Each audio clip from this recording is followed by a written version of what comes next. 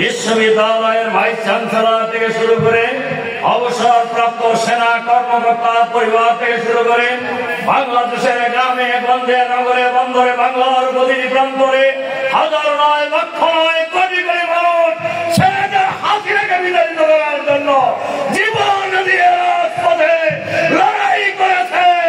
ফ্যাসিবাদী শাসনের পতন হয়েছে, শেখ হাসিনা পালিয়ে গিয়েছে। সুতরাং অনেক বড় মূল্য দিতে হয়েছে। এই আপনারা জানেন সবচাইতে বড় গণহত্যা চলছে হলো ৪ঠা জুলাই, ৪ঠা অক্টোবর। ওই দিন তাদের সর্বশেষ পরিকল্পনা ছিল ৪ঠা আগস্ট। এ খবর আমাদের কাছে ছিল যে আজকে তারা মরণ খেলা খেলবে।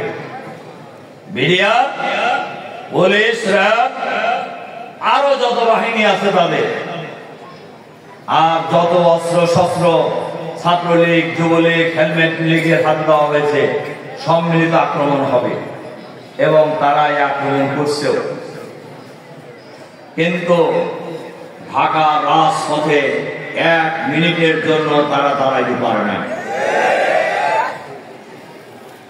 আর ৫ তারিখে যখন বাংলাদেশের ছাত্র জনতা ব্যারিকেড ভেঙে লক্ষ জনতা ঢাকা মহানগরীর চতুর্দিক থেকে গণভবনের দিকে রওনা হয়েছে, এই দৃশ্য দেখে যারা তাকে রক্ষা করার জন্য দায়িত্ব ছিলেন তারা বলেছেন আমাদের পক্ষে আর সম্ভব নয়।